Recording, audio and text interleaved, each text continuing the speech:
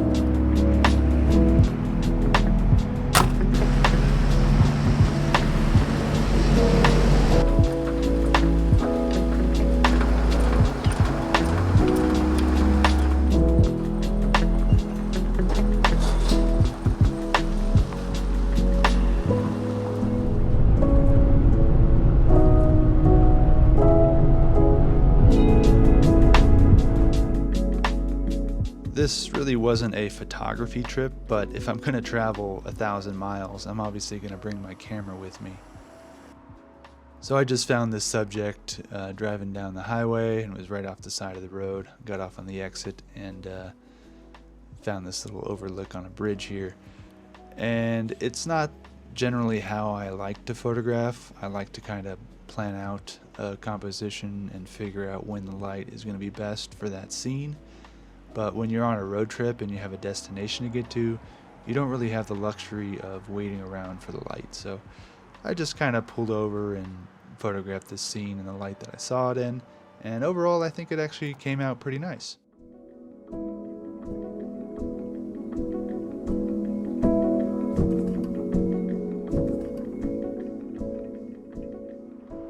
As soon as I finished up that last photo, I packed up my gear, walked across the street, and a train went by.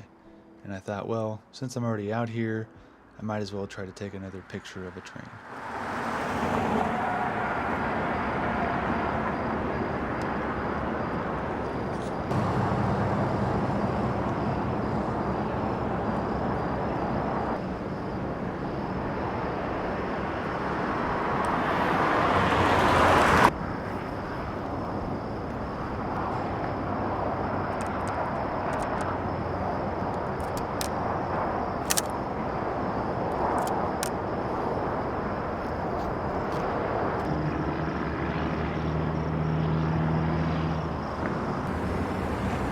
Alright, I'm starting to see some smoke billow off that train way out there. So that means he's moving now.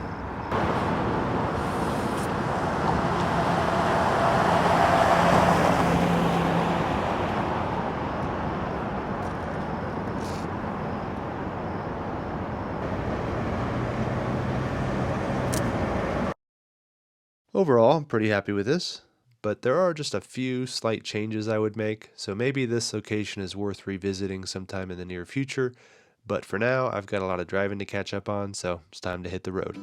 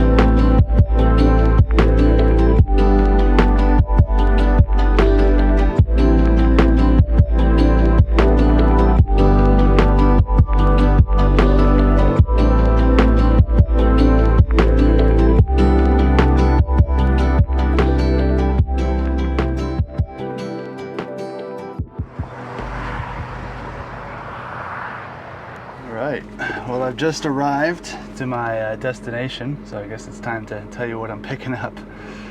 I've been looking for this thing for quite a while, and they don't really show up often. So when they do pop up, it's good to kind of jump on them. But as you know, if you've been watching the channel at all over the past few months, you know I only shoot 8x10. Well, sometimes I shoot 4x10 as well, but so I've been searching for an 8x10 enlarger for quite a while, and this one happened to show up in Colorado of all places, and so I just kind of jumped on it, and that's why I've driven out here. So I'm gonna meet John, the owner, here in a sec, and get this thing all loaded up, and then I gotta head back to California.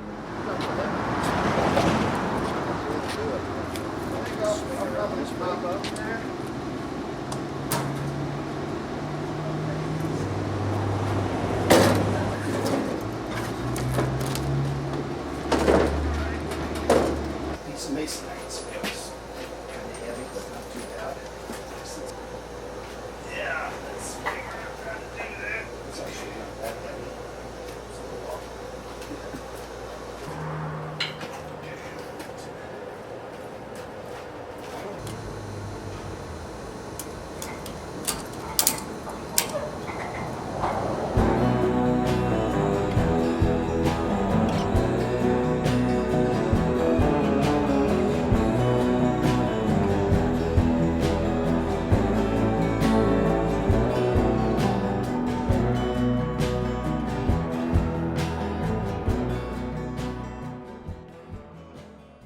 Alright, well I'm back home now, and I've got everything loaded into my wood shop for now, but as you saw, it was all in pieces, so I have to put it back together.